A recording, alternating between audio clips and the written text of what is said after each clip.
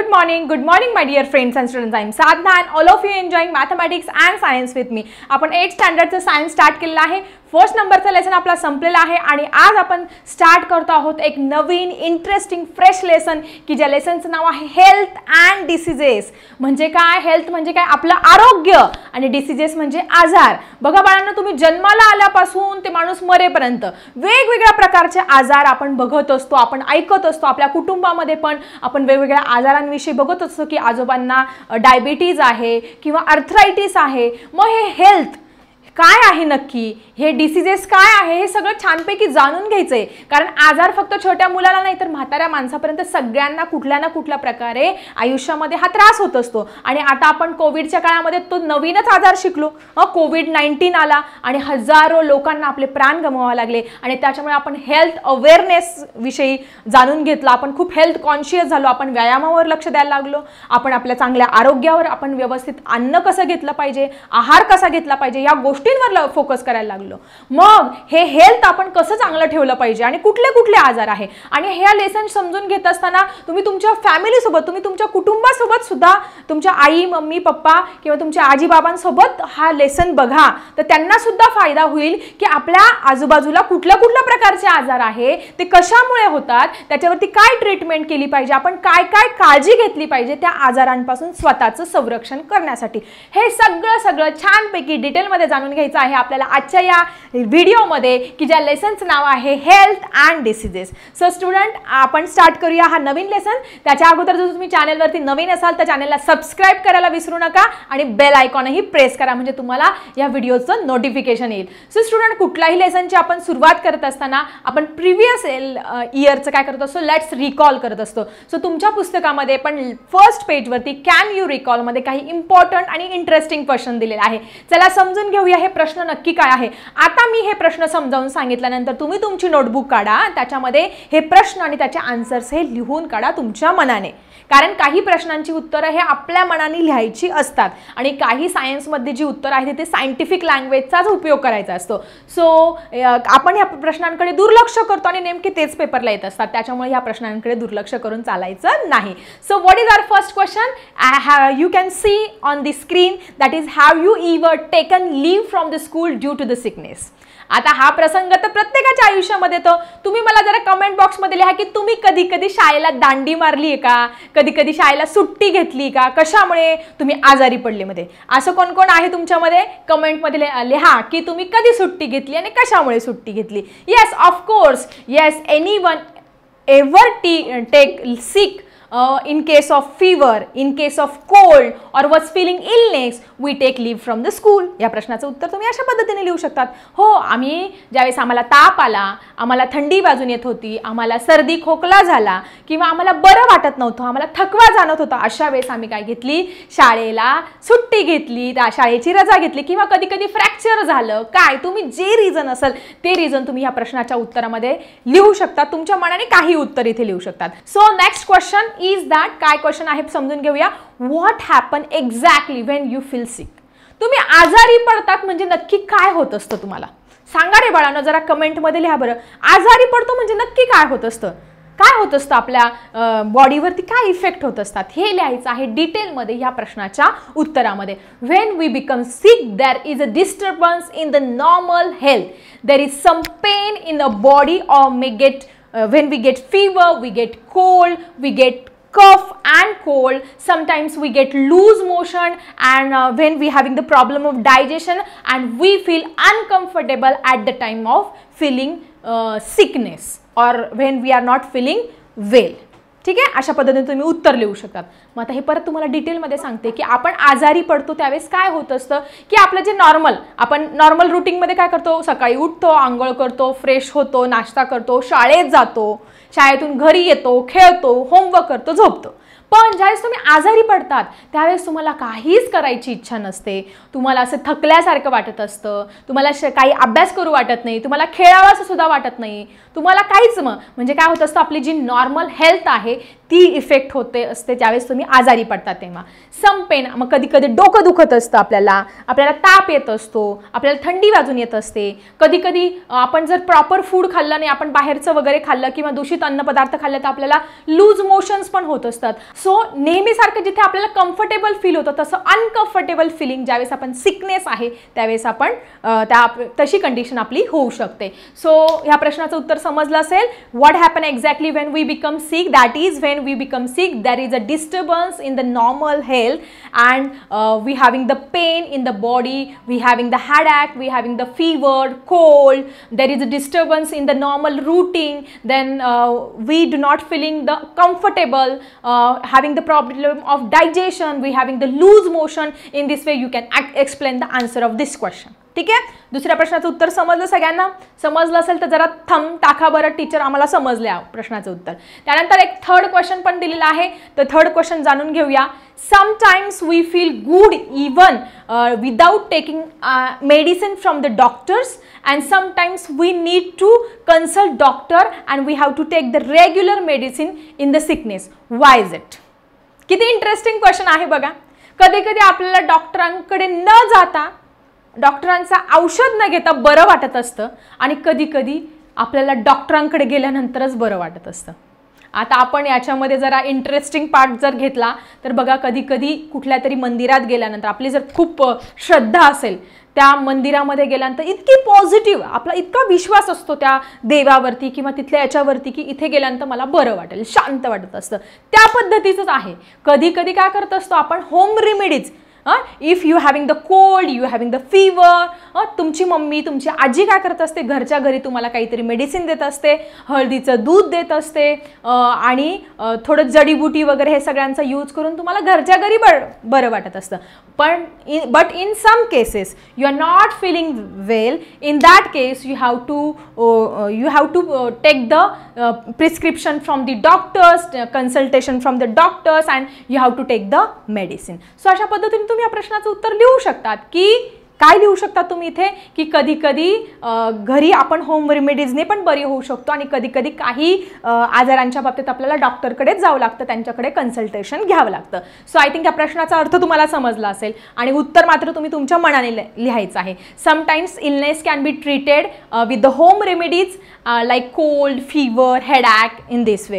But sometime if there is a serious infection or we're not feeling well, in that time we have to take the consultation from the doctors. We have to take the medicines regularly from the doctors. ठीक आहे. अशा पद्धतीने या प्रश्नाचं उत्तर लिहू शकतात. Can you recall मधले हे तीनही क्वेश्चन आपण आता इथे क्लिअर केले आहे. So student, let's see the most important health and diseases. आता आपण करणार आहोत या चॅप्टरला सुरुवात. सो स्टुडंट, आपला फर्स्ट क्वेश्चन आहे, what is mean by health. आपल्या लेसनचंच नाव आहे की हेल्थ म्हणजे आरोग्य म्हणजे काय. मग आता आरोग्य म्हणजे काय याची डेफिनेशन तुम्हाला एक्झाममध्ये लिहायची आहे. आपण म्हणतो हे माझं आरोग्य चांगलं राहिलं पाहिजे, माझं आरोग्य बिघडलं आहे, माझं आरोग्य नीट नाहीये. मग हे आरोग्य नक्की असतं काय बाळांनो? मग आरोग्य म्हणजे रोगाचा नुसता अभाव नसतो, म्हणजे आपल्याला कुठलाच आजार नाही म्हणजे आपलं आरोग्य चांगलं आहे का असं म्हणणार का आपण? नाही. आरोग्य चांगलं असणं म्हणजे आपलं शरीराने आपण फिजिकली फिट पाहिजे, आपण तंदुरुस्त पाहिजे, कुठलाही आजार येऊ द्या फिजिकली फिट पाहिजे, आपण त्याच्यातून आपण हे रिकवर झालं पाहिजे, शारीरिकरित्या आपण मजबूत पाहिजे, मानसिक मेंटली कोणी काही बोललं इमोशनली आपण लगेच काय होत असतो, डिप्रेस होत असतो. मानसिकरित्या आपण स्ट्रॉंग पाहिजे आणि सामाजिकरित्या, समाजामध्ये आपण माणूस काय आहे, समाजशील घटक आहे, सामाजिकरित्या सुद्धा काय पाहिजे, आपण सुदृढ पाहिजे. अशी जी स्थिती असते आपण तिला काय म्हणत असतो, आरोग्य म्हणत असतो. मग एक्झाममध्ये जर तुम्हाला डेफिनेशन विचारले तर कशी लिहिणार तुम्ही definition? A state of complete physical, mental and social well-being and not merely in the absence of any disease is called as the health. पुस्तकामध्ये डेफिनेशन दिलेली आहे. 5 टाइम्स ही डेफिनेशन लिहा, तुमच्या मनाने पण लिहा की complete physical, mental and social wellbeing is called as the health. मग आता कधी आपण हे आजारी किंवा डिसीज कधी होत असतो की ज्यावेळेस आपल्या बॉडीमध्ये बाहेरून व्हायरस, बॅक्टेरियाज हे एंटर करत असतात आणि आपल्या बॉडीमध्ये जे रोगप्रतिकारक क्षमता किंवा आपले फायटर सेल्स असतात किंवा ज्या अँटीबॉडीज असतात, ह्या अँटीबॉडीजशी ते व्हायरस आणि ते बॅक्टेरिया फाईट करतात आणि ज्यावेळेस आपल्या त्या अँटीबॉडीज हरतात आणि ते व्हायरस बॅक्टेरिया जिंकतो त्यावेळेस आपण कुठल्याही आजाराला बळी पडत असतो आणि त्या केसमध्ये आपण म्हणत असतो आपण आजारी पडलो. सो आपला नेक्स्ट क्वेश्चन तोच आहे, what is mean by disease. रोग म्हणजे काय? या रोग म्हणजे काय या प्रश्नाचं उत्तर पण आपण लिहू शकतो अशा पद्धतीने, the condition in the disturbance in psychological and physiological process of body is called as a disease. म्हणजे आपली सायकोलॉजिकल आणि फिजिओलॉजिकल दोन्ही कंडिशनमध्ये काय होतं, डिस्टर्बन्स येत असतं आणि त्यावेळेस आपल्याला काय होत असतो, कुठल्याही प्रकारचा आजार होत असतो. आपण फिजिकली फिट नसतो, शारीरिकदृष्ट्या मानसिकदृष्ट्या ह्या दृष्ट्या आपण काय असतो, फिट नसतो किंवा आपली बॉडी कुठल्याही प्रकारच्या आजारांना इझिली बळी पडत असते. त्यावेळेस आपल्याला कुठल्याही प्रकारचा हा आजार होत असतो. सो इन दिस वे आपण हेल्थ म्हणजे काय, हेल्थची डेफिनेशन तुम्हाला दिसते ती 5 टाइम्स लिहा. डिसीज म्हणजे काय, डिसीज पण आपण दिसतोय, condition of disturbance in physiological and psychological process of the body is called as the disease. आता आपल्याला जाऊन घ्यायचं आहे टाइप्स ऑफ डिसीजेस. वेगवेगळ्या प्रकारचे काय असतात, आजारांचे प्रकार असतात. मग कुठले कुठले प्रकार आहे छानपैकी चला समजून घेऊया. सो स्टुडंट, तुमच्या पुस्तकामध्ये हा छानपैकी चार्ट दिलेला आहे. हा फ्लो चार्ट तुम्हाला एक्झाममध्ये नक्की विचारला जात असतो, टाइप्स ऑफ डिसीजेस याचा फ्लो चार्ट, किंवा तुम्हाला काय करतील फ्लो चार्ट देतील आणि 2-3 फिल इन द ब्लँक्स त्याच्यामधले बॉक्स हे एम्प्टी ठेवतील, ते तुम्हाला भरायचे आहे. मग त्या टाइप्स ऑफ डिसीजेस कुठले आहे, म्हणजे आजारांचे कुठले कुठले प्रकार आहे, तर according to the duration and according to reason. म्हणजे अकॉर्डिंग टू ड्युरेशन म्हणजे किती काळासाठी तुम्हाला तो आजार झाला आहे, 1 वर्षासाठी झाला, 2 वर्षासाठी, किंवा लाईफ टाईम तुम्हाला तो आजार आहे का, या ड्युरेशननुसार सुद्धा आजाराचे 2 प्रकार पडलेले आहे. आणि अकॉर्डिंग टू रिझन, कशामुळे तुम्हाला तो आजार झाला आहे, कुठून आला तुमच्या शरीरामध्ये, कशामुळे एंट्री झाली. सो अशा according to reason and according to duration याच्यानुसार काय केलं आहे, ह्या आजारांचे प्रकार पडलेले आहे. मग आता अकॉर्डिंग टू ड्युरेशन बघूया आपण, किती काळासाठी तुम्हाला हा आजार झालेला आहे. According to duration there are 2 types. First one is a chronic diseases and next one is a acute diseases. आता क्रॉनिक डिसीजेस म्हणजे जे खूप दीर्घ काळ आपल्याला झालेले असतात, किंवा जे आपली जानलेवा म्हणतो ना आपण, आपला की मृत्यू झाल्यानंतरच काही आजार जे असतात ते बरे होत असतात, असे जुनाट आजार असतात, दीर्घकालीन क्रॉनिक डिसीजेस असतात. मग त्या क्रॉनिक डिसीजेसमध्ये बघा कधी कधी कॅन्सर होत असतो. कॅन्सरला पण उपाय आहेत, पण काही जे कॅन्सर आहेत त्याला कुठल्याही प्रकारचे उपाय नसतात लास्ट स्टेजला गेल्यानंतर. मग ह्या कॅन्सरवरती कुठलाही उपाय नसल्यामुळे काय होत असतो, मृत्यूच होत असतो. मग ह्या प्रकारचे जे आजार असतात त्यांना क्रॉनिक डिसीजेस म्हणत असतो. कॅन्सर किंवा ही आर्थरायटिस आहे, आर्थरायटिस सारखा आजार जो लॉंग टाइम हा आजार आहे. सो अशा प्रकारचे जे डिसीज लॉंग टाइम चालणारे असतात त्याला आपण म्हणणार क्रॉनिक डिसीजेस. ठीक आहे, पहिला पॉईंट क्लिअर झाला तुम्हाला, that is according to the duration. First type is a chronic disease, आणि क्रॉनिक डिसीजमध्ये तुम्हाला जर विचारलं तर cancer is there, arthritis is there. This 2 examples are the chronic diseases. Next one is a acute, म्हणजे साधे सुधे आपले घरगुती नेहमी होणारे आजार. आपल्याला कुठले कुठले, कोल्ड, फीवर, हेडॅक, सर्दी होतो, खोकला होतो, आपल्याला डोकं दुखतं, ताप येतो, थंडी येते, की जे आपण लगेच होतात आणि लगेच बरं पण होत असतात, त्या डिसीजेसला काय म्हणतो आपण, ॲक्यूट डिसीजेस म्हणत असतो. क्रॉनिक जे दीर्घकाळासाठी होतात आणि ॲक्यूट म्हणजे थोड्या काळासाठी. ॲक्यूटचे तुम्ही लगेच इझिली एक्झाम्पल्स हे लिहू शकतात. त्यानंतर अकॉर्डिंग टू द रिझन्स, कुठल्या कारणामुळे ते जो आजार आहे तो आपल्या बॉडीमध्ये एंटर झालेला आहे ते कारण आहे. मग याच्यामध्ये पण काय दिलेलं आहे तुम्हाला, 2 टाइप्स दिलेले आहे, that is hereditary diseases and acquired diseases. आता हेरिडेटरी डिसीजेस म्हणजे काही बघा, काही जे आजार असतात ना, तुमचे पंजोबा, त्या पंजोबावरून आजोबा, आजोबांवरून पप्पा, आपले पप्पांमधून आपल्यामध्ये, आपल्यामधून आपले मुलं, आपल्या मुलांमधून नातवंड, या सगळ्यांमध्ये तो काय होत असतो, आजार असा पेनेट्रेट. अनुवंशिक आजार असतो काहींना बालदमा असतो, अनुवंशिक असतो. फॉर एक्झाम्पल डाऊन सिंड्रोम नावाचा आजार आहे, अनुवंशिक आहे.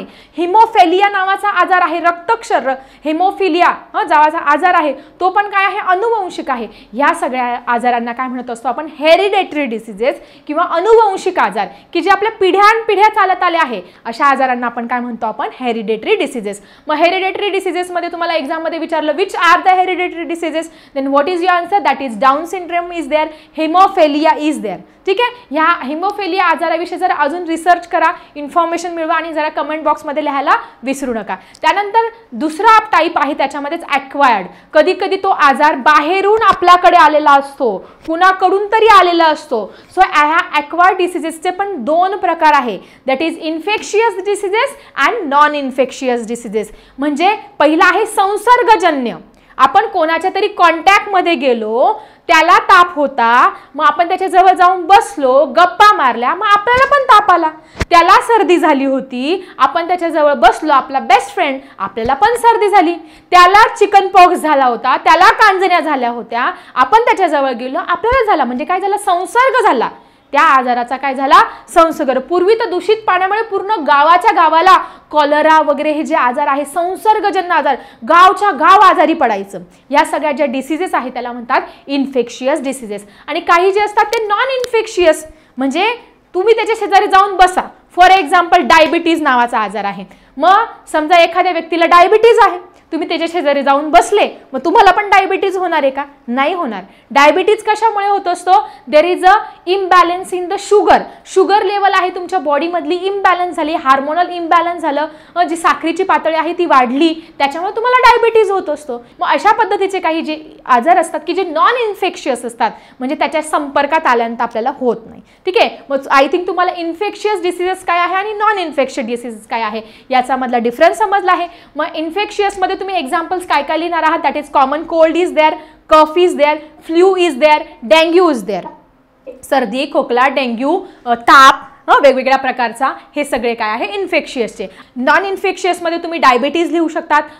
देन हार्ट डिसीजेस, हृदयासंदर्भात काही जे आजार असतात, कोणाला अटॅक येतो, कोणाला बीपीचा त्रास असतो, हार्ट डिसीजेस, हार्टच्या हृदयासंदर्भात जे आजार आहे ते नॉन इन्फेक्शियस. तुम्ही त्याच्या शेजारी जाऊन बसा, तुम्हाला पण हार्ट डिसीज होणार आहे का? नाही होणार. So heart diseases is there, AIDS is there, all these are the non infectious diseases. So I think तुम्हाला हा फ्लो चार्ट समजला असेल. Types of diseases, that is according to the duration, according to the reasons, according to the duration there is a chronic disease, there is the acute disease, according to the reasons there is a hereditary diseases and acquired diseases. हेरिडिटरीमध्ये Down syndrome आणि haemophilia सांगितलं, अक्वायर्डमध्ये infectious आणि non infectious सांगितलं. So अशा पद्धतीने हा flow chart छानपैकी 5 times तुमच्या नोटबुकमध्ये काढा.